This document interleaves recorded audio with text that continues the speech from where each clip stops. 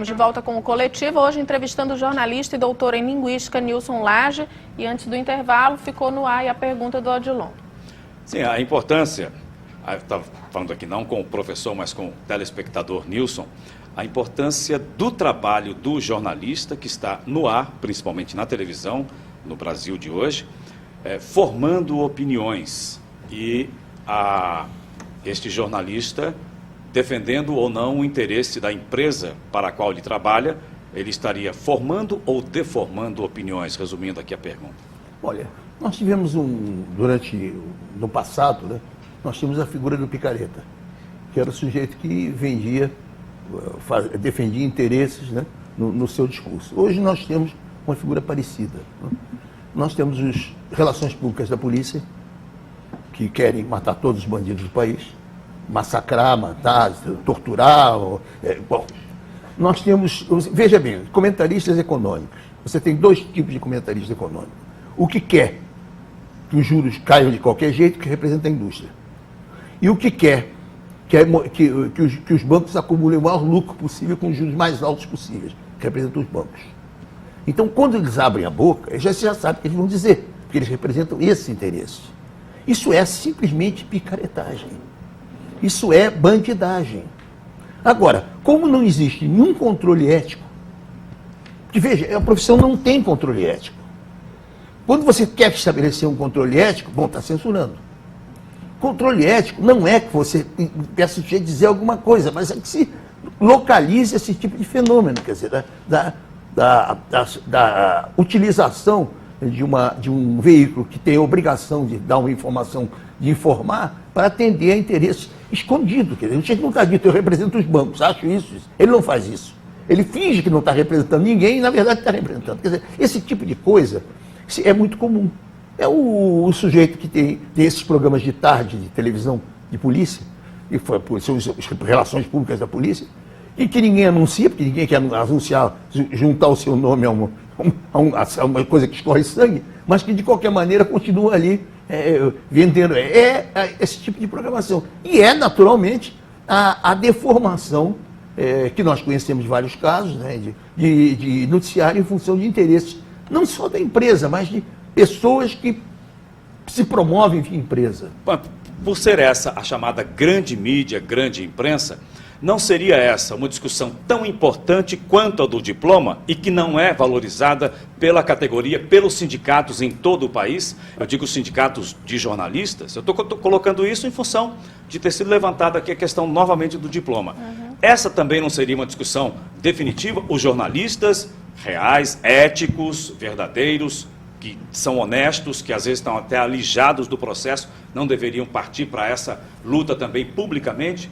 Junto com a questão do diploma? Olha, a questão dos sindicatos é muito curiosa.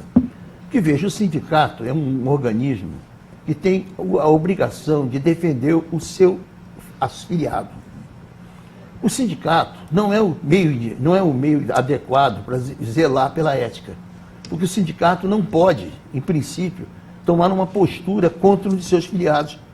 Porque ele, na verdade, a função dele é defender. Quer dizer, se o sujeito é acusado de alguma coisa, o sindicato tem que colocar um advogado para defendê-lo.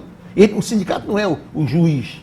E em toda a profissão liberal, ou com esse tipo de responsabilidade, existem conselhos. Que é a Ordem dos Advogados, é o Conselho de Medicina, é o Conselho de Engenharia, é o Conselho de Assistência Social, é o Conselho de Corretores de Imóveis. E todas essas profissões que envolvem responsabilidade têm conselhos. Eu nunca ouvi dizer que a Ordem dos Advogados censurava os advogados, nunca ouvi dizer que o Conselho o Conselho de Corretores de Imóveis impedia a venda de imóveis. Essas coisas, isso aí é uma visão equivocada, é uma visão maliciosa, né? Uma visão preconceituosa de uma ideia fundamental que é o compromisso de defesa de uma certa dignidade da profissão. Agora, essa dignidade só tem a ganhar com a formação específica. Porque a formação específica compromete o sujeito com a categoria. O jovem que entra numa escola, estuda 3, 4 anos, e depois continua estudando aquilo ao longo da vida, mais 3, 4 anos, ele tem um compromisso com a profissão dele. Professor, aquilo é a profissão dele. Eu queria que a gente mudasse um pouquinho de lugar para nós agora.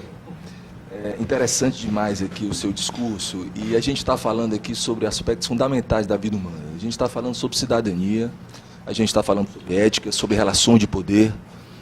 E eu queria começar pela base. A minha formação também é de linguista, como o senhor. Eu queria que a gente conversasse um pouco sobre essa questão do Brasil ser um país de não leitores, né? Existem índices que informam que o Brasil tem 50 milhões de analfabetos entre totais e funcionais. Eu queria que o senhor discorresse um pouco sobre a importância da leitura, né? Haja vista que, por exemplo, a Marisa Lajolo, nossa professora também, professora da URGS, né, da Universidade Federal do Rio Grande do Sul, comenta que no nosso país a cidadania plena só é possível para leitores. Então, eu queria que o senhor discorresse um pouco sobre esse aspecto da leitura, da falta de leitura do povo brasileiro.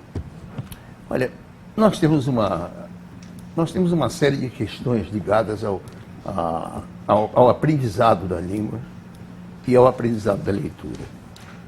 No momento em que isso vou considerar um dos aspectos da questão, o aspecto do ensino.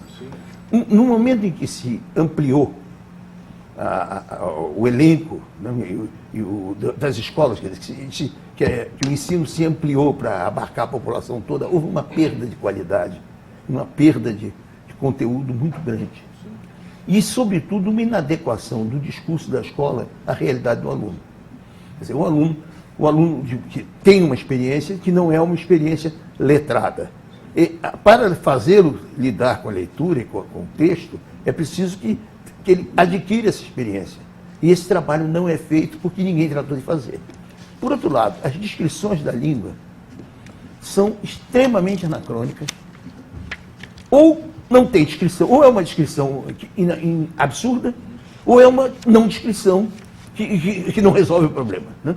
A escola preocupa-se muito com a regra, esquece a questão do uso, não é, professor? Isso, não só isso, como linguagem, ela não ensina as coisas básicas. Todos nós sabemos, vamos um exemplo simples, todos nós sabemos que vírgula em português é uma questão sintática. Mas se o sujeito não tem noção de sintaxe, como é que ele vai colocar vírgula? Para ele vai ser sempre um problema. Com certeza. Hoje praticamente todas as pessoas que escrevem em computador. Existem programas ortográficos de correção.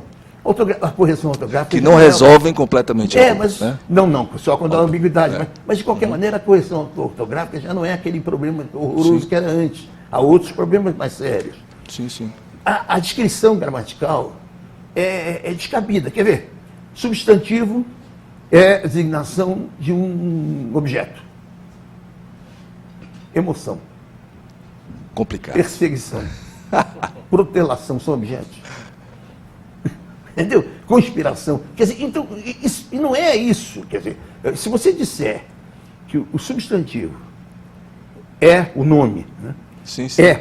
Designa um ente do mundo real ou de qualquer mundo possível, ou uma relação entre entes do mundo real e do mundo possível, você está dizendo que é diferente tipo de designa. Professor. Mas é diferente uma coisa da outra. Sim. Professor. Sim. Voltando para a questão do jornalismo, a partir da década de 90 surgiu a internet, né? Qual o senhor acha que foi o maior impacto que a internet trouxe para o jornalismo, principalmente o jornalismo impresso? Professor, pegando carona na pergunta do Plínio, a questão do hipertexto, não é? A questão do hipertexto, eu queria que o senhor discorresse também um pouco sobre isso. Olha, a internet... Sobre o futuro do jornalismo, não é? E o hipertexto. A internet é um marcador, um marco. Ela o transforma radicalmente em vários sentidos. Um sentido. Hoje, eu leio, não estou lendo aqui porque o meu computador não está acessando o problema, mas de qualquer maneira, eu hoje leio diariamente.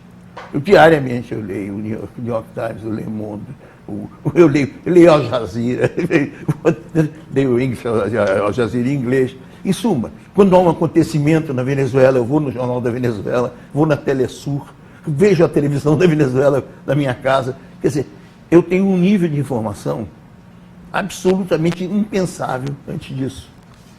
Eu vejo a China Daily, eu tenho acesso à informação que não tinha. Isso é um aspecto. Outro aspecto, o domínio de técnicas ligadas à internet passa a ser essencial para a profissão. Por exemplo, qualquer repórter que tem uma especialidade, o mínimo que ele pode fazer é fazer um belíssimo banco de dados. E vai facilitar a vida dele tremendamente. Um repórter internacional que tem uma banca de dados, um banco de dados, por exemplo, sobre o Oriente Médio, essa altura está com a vida feita. As matérias estão prontas ali. Então, é fundamental isso. Um sujeito que se dedica a fazer isso ao longo de 10, 20 anos se torna uma fonte de informação extraordinária. Então, domínio dessas técnicas torna-se fundamental, torna-se útil. Todas as técnicas se tornam úteis. A internet ainda permite o que está acontecendo, que é a convergência dos meios. Quer dizer, hoje, nós estamos trabalhando aqui no Brasil, nós alcançamos até 50 Mbps, megabits por segundo. Nós esquecemos até 50. Mas, a população é 1. Normalmente, um já está levantando as mãos para o céu. Mas, na Coreia do Sul, que está na ponta desse negócio, atualmente estão trabalhando em pesquisa com 1 Gbps. 1 Gbps, um filme de longa-metragem, entra em pouquíssimos segundos. Então, na verdade, a televisão continuará sendo transmitida via rádio, via antena, se quiser. Mas provavelmente alguém vai interceptar e jogar na rede.